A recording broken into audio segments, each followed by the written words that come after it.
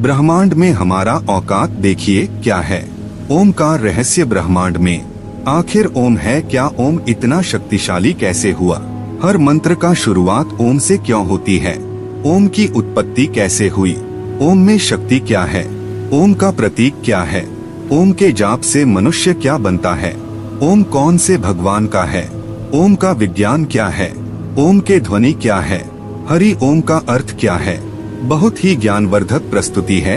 हम आशा करते हैं कि इस वीडियो को आप अंत तक जरूर देखिएगा और कमेंट में जरूर लिखिएगा हर हर महादेव। माना जाता है कि संपूर्ण ब्रह्मांड से सदा ओम की ध्वनि निसृत होती रहती है।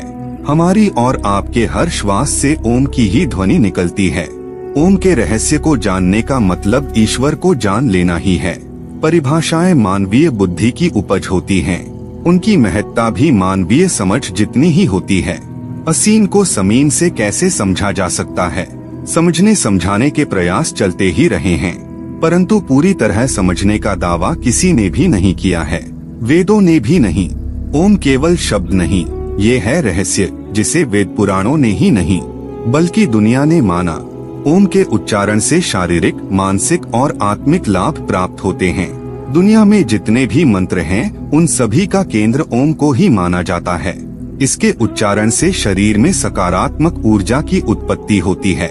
हिंदू धर्म में ओम एक विशेष ध्वनि का शब्द है। तपस्वी और ध्यानियों ने जब ध्यान की गहरी अवस्था में सुना कि कोई एक ऐसी ध्वनि है जो लगातार सुनाई देती रहती है, शरीर के भीतर भी और बाहर भी, हर कहीं वही ध्वनि निरंतर जारी है और उसे सुनते रहने से मन और आत्मा शांति महसूस करती है, तो उन्होंने उस ध्वनि को नाम दिया ओम। आओ जानते हैं इसका रहस्य और चमत्कार।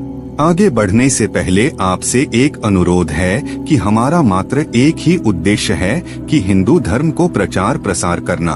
बस आपसे अनुरोध है कि वीडियो को शेयर करके चैनल को सब्सक्राइब अवश्य कीजिएगा। नंबर 1, शारीरिक रोग और मानसिक शांति हेतु इस मंत्र के लगातार जप करने से शरीर और मन को एकाग्र करने में मदद मिलती है।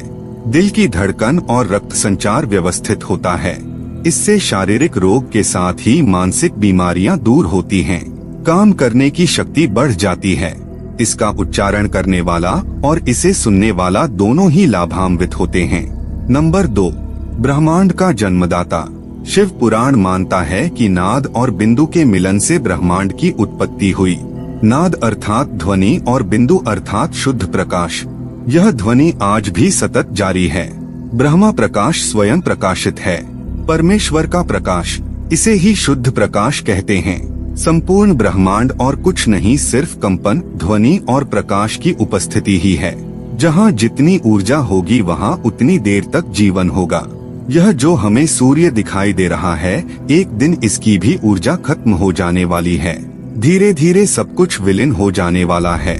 बस नाद और बिंदु ही बचेगा। नंबर 3, मोक्ष का साधन ओम ही है। एकमात्र ऐसा प्रणव मंत्र जो आपको अनहद या मोक्ष की ओर ले जा सकता है। धर्मशास्त्रों के अनुसार मूल मंत्र या जप तो मात्र ओम ही है। ओम के आगे या पीछे लिखे जाने वाले शब्द गौण होते हैं। प्रणव ही महामंत्र और जप योग्य है। इसे प्रणव साधना भी कहा जाता है। यह अनादि और अनंत तथा निर्वाण, कैवल्य ज्ञान या मोक्ष की अवस्था का प्रतीक है। जब व्यक्ति निर्विचार और शून्य में चला जाता है, तब यह ध्वनि ही उसे निरंतर सुनाई देती रहती है। नंबर 4, ओम का आध्यात्मिक अर्थ। ओ, उ और म उक्त 3 अक्षरों वाले शब्द की महिमा अपरंपार है। यह नाभि, हृदय और आज्ञा चक्र को जगाता है। यह ब्रह्मा, विष्णु और महेश का प्रतीक भी है और यह भूप लोक, भूव लोक और स्वर्ग लोक का प्रतीक है। ओंकार ध्वनि के 100 से भी अधिक अर्थ दिए गए हैं। नंबर 5, प्रणव की महत्ता। शिव पुराण में प्रणव के अलग अलग शाब्दिक अर्थ और भाव बताए गए हैं। प्र यानी प्रपंच, न यानी नहीं और व यानी तुम लोगों के लिए। सार यही है कि प्रणव मंत्र सांसारिक जीवन में प्रपंच यानी कलह और दुख दूर कर जीवन के अहम लक्ष्य यानी मोक्ष तक पहुंचा देता है। यही कारण है ओम को प्रणव नाम से जाना जाता है। दूसरे अर्थों में प्रणव को प्र यानी प्रकृति से बने संसार रूपी सागर को पार कराने वाली न यानी नाव बताया गया है। इसी तरह ऋषि मुनियों की दृष्टि से प्र अर्थात प्रकर्षेण, न अर्थात नयेत और व अर्थात युष्मान मोक्षम इति वा प्रणव बताया गया है, जिसका सरल शब्दों में मतलब है हर भक्त को शक्ति देकर जन्म मरण के बंधन से मुक्त करने वाला होने से यह प्रणव है। नंबर 6, सृष्टि विनाश की क्षमता। ओम की ध्वनि में यह शक्ति है कि यह इस ब्रह्मांड के किसी भी ग्रह को फोड़ने या इस संपूर्ण ब्रह्मांड को नष्ट करने की क्षमता रखता है। यह ध्वनि सूक्ष्म से भी सूक्ष्म और विराट से भी विराट होने की क्षमता रखती है। नंबर 7, ओम के उच्चारण का अभ्यास करते करते एक समय ऐसा आता है जबकि उच्चारण करने की आवश्यकता नहीं होती, आप सिर्फ आँखों और कानों को बंद करके भीतर उसे सुने और वह ध्वनि सुनाई देने लगेगी। भीतर प्रारंभ में वह बहुत ही सूक्ष्म सुनाई देगी, फिर बढ़ती जाएगी। साधु संत कहते हैं कि यह ध्वनि प्रारंभ में झींगुर की आवाज जैसी सुनाई देगी, फिर धीरे धीरे जैसे बीन बज रही हो, फिर धीरे धीरे ढोल जैसी थाप सुनाई देने लग जाएगी, फिर यह ध्वनि शंख जैसी हो जाएगी और अंत में यह शुद्ध ब्रह्मांडीय ध्वनि हो जाएगी। नंबर 8, अनहद नाद। इस ध्वनि को अनाहत कहते हैं। अनाहत अर्थात जो किसी आहत या टकराहट से पैदा नहीं होती बल्कि स्वयंभू है, इसे ही नाद कहा गया है। ओम की ध्वनि एक शाश्वत ध्वनि है जिससे ब्रह्मांड का जन्म हुआ है। ओम एक ध्वनि है जो किसी ने बनाई नहीं है। यह वह ध्वनि है जो पूरे कण कण में, पूरे अंतरिक्ष में हो। नंबर 9, शिव के स्थानों पर होता रहता है ओम का उच्चारण। सभी ज्योतिर्लिंगों के पास स्वतः ही ओम का उच्चारण होता रहता है। यदि आप कैलाश पर्वत या मानसरोवर झील के क्षेत्र में जाएंगे तो आपको निरंतर एक आवाज सुनाई देगी, जैसे कि कहीं आसपास में एरोप्लेन उड़ रहा हो। लेकिन ध्यान से सुनने पर यह आवाज डमरू या ओम की ध्वनि जैसी होती है। वैज्ञानिक कहते हैं कि हो सकता है कि यह आवाज बर्फ के पिघलने की हो। यह भी हो सकता है कि प्रकाश और ध्वनि के बीच इस तरह का समागम होता है कि यहाँ से ओम की आवाजें सुनाई देती हैं। नंबर 10, ओम शब्द का अर्थ। ओम शब्द 3 ध्वनियों से बना हुआ है। अग, उम, मक। इन तीनों ध्वनियों का अर्थ उपनिषद में भी आता है। अ मतलब अकार, उ मतलब ओंकार और म मतलब मकार। अग ब्रह्मा का वाचक है जिसका उच्चारण द्वारा हृदय में उसका त्याग होता है। उप विष्णु का वाचक है जिसका त्याग कंठ में होता है, तथा म रुद्र का वाचक है और जिसका त्याग तालुमध्य में होता है। बीमारी दूर भगाएं। तंत्र योग में एकाक्षर मंत्रों का भी विशेष महत्व है। देवनागरी लिपि के प्रत्येक शब्द में अनुस्वार लगाकर उन्हें मंत्र का स्वरूप दिया गया है। उदाहरण के तौर पर कन, खन, गन, घ आदि। इसी तरह श्री, क्ली, हरि, हूँ, फट आदि भी एकाक्षरी मंत्रों में गिने जाते हैं। सभी मंत्रों का उच्चारण जीभ, होठ, तालु, दांत, कंठ और फेफड़ों से निकलने वाली वायु के सम्मिलित प्रभाव से संभव होता है। इससे निकलने वाली ध्वनि शरीर के सभी चक्रों और हार्मोन स्राव करने वाली ग्रंथियों से टकराती है। इन ग्रंथियों के स्राव को नियंत्रित करके बीमारियों को दूर भगाया जा सकता है। इन विधियों से करेंगे तो होंगे ये फायदे। मिलेगी उत्तम सेहत। दाहिने हाथ में तुलसी की एक बड़ी पत्ती लेकर ओम का 108 बार जाप करें। फिर पत्ती को पीने के पानी में डाल दें और यही पानी पिएं। इस प्रयोग के दौरान तामसिक आहार से बचें। पूरा शरीर स्वच्छ और स्वस्थ होता है। ओम में प्रयुक्त होने वाले अक्षर अ बोलने से शरीर के निचले हिस्से यानी पेट के आसपास कंपन होता है। उप बोलने से शरीर के मध्य हिस्से यानी छाती के आसपास कंपन होता है। म बोलने से शरीर के ऊपरी हिस्से यानी मस्तिष्क में कंपन होता है। कुल मिलाकर ओम के उच्चारण से संपूर्ण शरीर कंपित होता है। इससे हमें शारीरिक, मानसिक और आत्मिक लाभ पहुंचता है।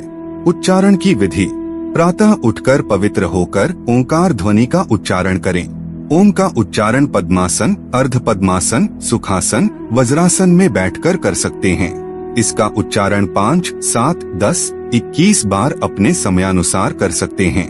ओम जोर से बोल सकते हैं, धीरे धीरे बोल सकते हैं। ओम जाप माला से भी कर सकते हैं। वास्तु दोष होगा दूर। घर के मुख्य द्वार के दोनों ओर सिंदूर से स्वस्तिक बनाएं। मुख्य द्वार के ऊपर ओम लिखें। ओम का ये प्रयोग मंगलवार की दोपहर को करें। वास्तु दोष दूर होगा। ओम के इस प्रयोग से आपकी तिजोरी एक बार फिर से भरने लगेगी। शरीर में आवेगों का उतार चढ़ाव, प्रिय या अप्रिय शब्दों की ध्वनि से श्रोता और वक्ता दोनों हर्ष, विषाद, क्रोध, घृणा, भय तथा कामेच्छा के आवेगों को महसूस करते हैं। अप्रिय शब्दों से निकलने वाली ध्वनि से मस्तिष्क में उत्पन्न काम, क्रोध, मोह, भय, लोभ आदि की भावना से दिल की धड़कन तेज हो जाती है, जिससे रक्त में टॉक्सिक पदार्थ पैदा होने लगते हैं। इसी तरह प्रिय और मंगलमय शब्दों की ध्वनि मस्तिष्क, हृदय और रक्त पर अमृत की तरह आह्लादकारी रसायन की वर्षा करती है। कम से कम 108 बार ओम का उच्चारण करने से पूरा शरीर तनाव रहित हो जाता है। कुछ ही दिनों पश्चात शरीर में एक नई ऊर्जा का संचरण होने लगता है।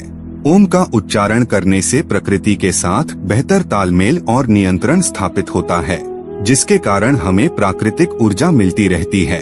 ओम का उच्चारण करने से परिस्थितियों का पूर्वानुमान होने लगता है। ओम का उच्चारण करने से आपके व्यवहार में शालीनता आएगी, जिससे आपके शत्रु भी मित्र बन जाते हैं। ओम का उच्चारण करने से आपके मन में निराशा के भाव उत्पन्न नहीं होते हैं। आत्महत्या जैसे विचार भी मन में नहीं आते हैं। जो बच्चे पढ़ाई में मन नहीं लगाते हैं या फिर उनकी स्मरण शक्ति कमजोर है, उन्हें यदि नियमित ओम का उच्चारण कराया जाए तो उनकी स्मरण शक्ति भी अच्छी हो जाएगी और पढ़ाई में मन भी लगने लगेगा। ओम का उच्चारण करते वक्त कुछ विशेष सावधानियां बरतनी चाहिए। हम आपको बताएं कि ओम करते समय किन बातों का ध्यान रखना चाहिए। ओम का उच्चारण प्रातः उठकर पवित्र होकर करना चाहिए। ओम का उच्चारण हमेशा स्वच्छ और खुले वातावरण में ही करना चाहिए। पूजा पाठ, धार्मिक गतिविधियों, शुभ कार्यों, योगाभ्यास और विभिन्न मंत्र के उच्चारण में अक्सर ओम का प्रयोग भी किया जाता है। दरअसल ओम का ज्ञान ही सबसे बड़ा ज्ञान है।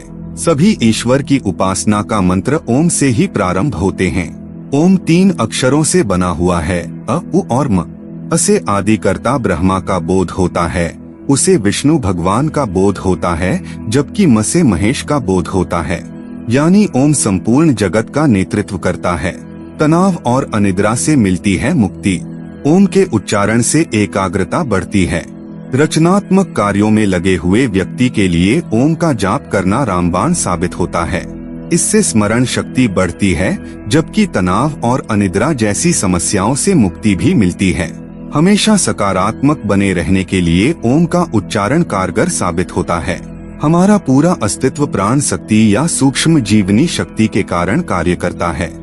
प्राण हमारी प्रणाली में सूक्ष्म नाड़ियों और ऊर्जा केंद्रों, चक्रों के माध्यम से प्रवाहित होता है।